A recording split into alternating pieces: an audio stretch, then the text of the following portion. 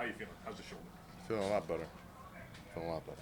What was wrong with I think I'm able to say that. You have to ask the guy who's coming after me. it? Do you think you'll have any limitations or restrictions Sunday? No, not at the moment. Anything could change. In the floor of the game, but I'm feeling great right now. Myles, everybody always talks about you as a freak of nature because of all the different things that you can do, but I mean, to not be able to lift your arm at all on Sunday night, to go from that to being out here today, no injury designation, and be ready to practice on Sunday, is that pretty remarkable?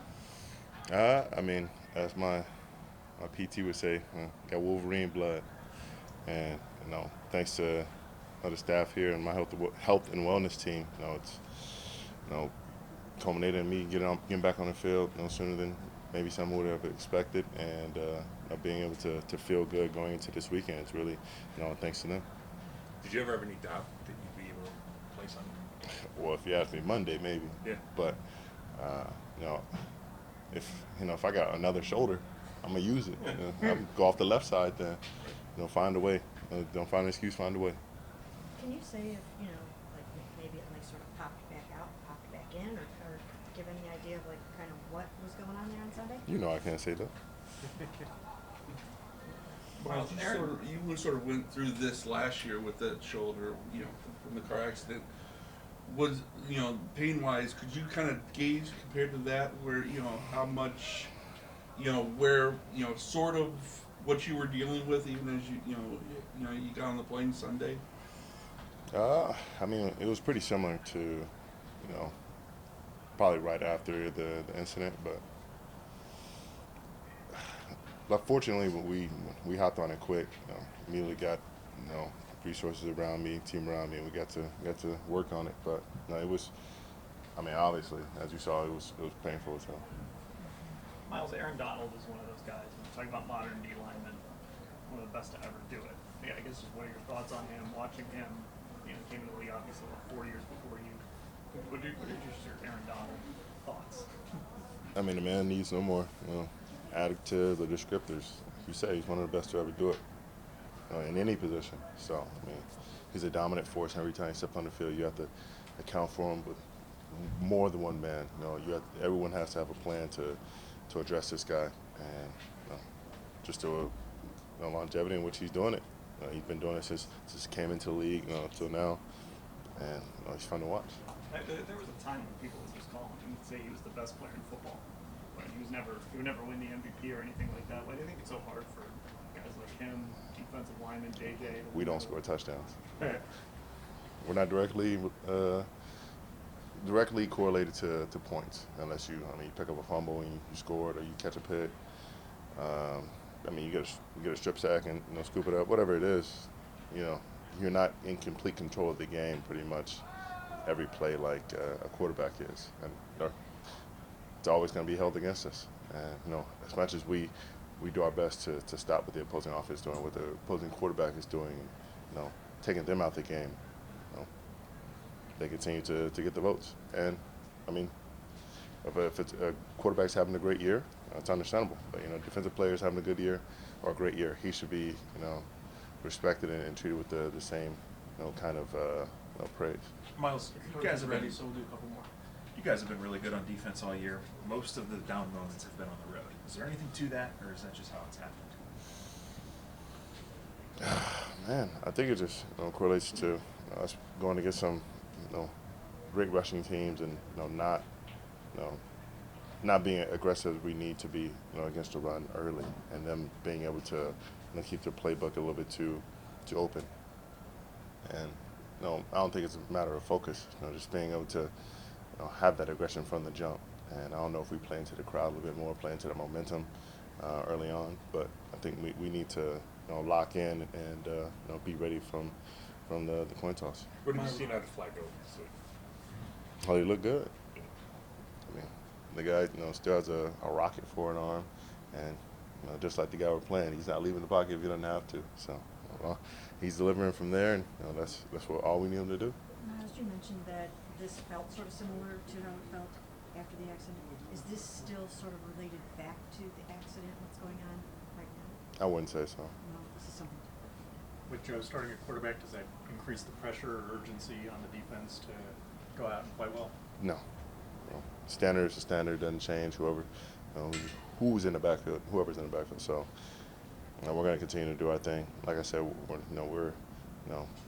our urgency is just starting fast because that's something that we need to be better at.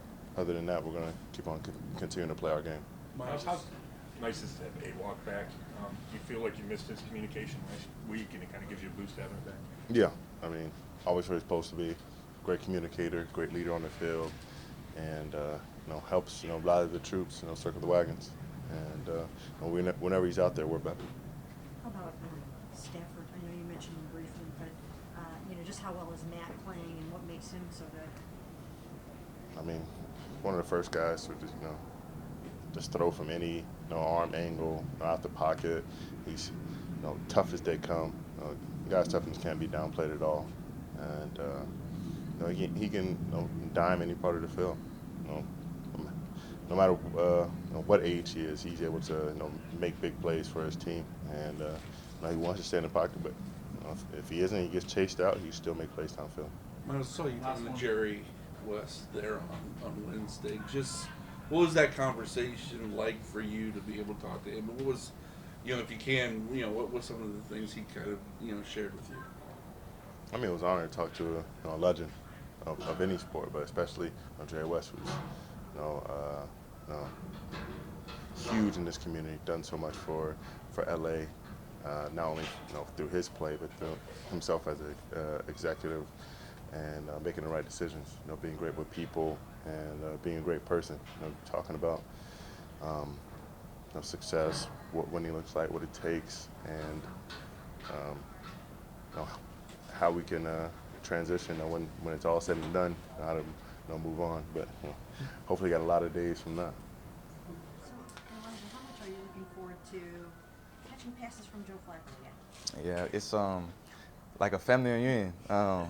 Whenever he came, I had sent him a text. It was like this little joke of like us reconnecting. It was this joke of like an old guy coming back to his old high school, and the students and the teachers switch, and they just do this little handshake. But I'm super excited to see Joe back out there. I know that he's happy to be in an environment where he's working hard again, and he's around like familiar faces. So that was what he said to me, and I'm just happy to see him happy.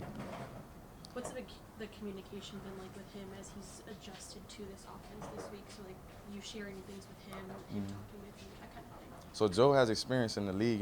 He's played in this specific offense. So I think terms has changed a little bit as far as words, but he's kind of knows he knows what he's doing as far as his particular job. So Amari said watching it. Amari said watching him a couple times looked like poetry in motion. Yeah. He threw the ball.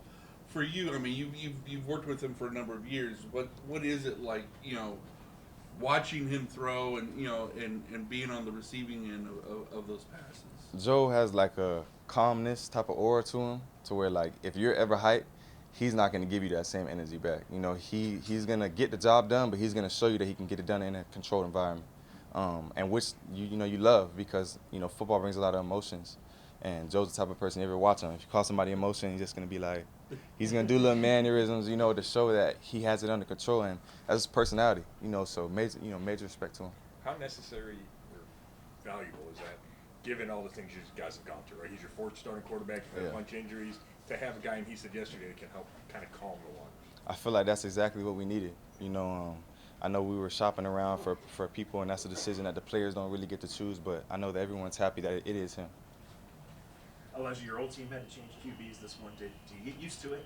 Do you just feel like, hey, we got to do this? I don't have a choice. I've been going through this all my years in the league and even in college, so it's just what the game has become. You got good defensive players that hurt guys like that, and it's becoming a game where it's very physical at all aspects, so it's always next man up. With all of the different quarterbacks that you guys have had to adjust to, there have been, some drop passes in the last couple of weeks. Why do you think that might be different on Sunday, with Joe at quarterback, or what do you have to do? I don't think Joe makes that decision as far as drop passes. I think that's a us type of thing. He doesn't really contribute to that. We just got to focus in. That's it. Okay, I just thought maybe, does he throw like a super catchable ball? Yeah, he throws good, but if he didn't or not, that shouldn't be a factor, you know. How nice is it that Amari's going to be able to go? Obviously, didn't know when it happened Sunday and he had to leave the game. And I know you guys are all tough. What's it say about him that he's going to be out there? He always fights through, you know. Even if it seems like in the moment he's questionable, I've never seen him since I've been here and what I've heard, you know, that he hasn't came back from something strong. You know, if you look at him, he's another person that doesn't really have too much emotion. You're not going to know how he's feeling, but in his head you obviously know how he comes back, that he was feeling fine. You know, so another major credit to him too. He looked good today? Yeah, he looked fine. He looked good. You guys are such a close, tight-knit family. You know, we've been watching this since the Greenbrier, and we got news today that, you know, that Michael Woods is suspended for the final 6 games of the season for violating NFL's personal conduct policy. So just wondering, I mean, like, I know you talk about all these guys like, that's my brother. I'm wondering, you know, what is your feeling on that, and how are you maybe supporting Michael for this? Yeah, so I didn't even know about that, and because he hasn't really been in the building since I've gotten here, so I can't even be fake and say that I'm super close with him. You know, I haven't really had the luxury of building that, you know, relationship. But since I know that now, I definitely reach out to him.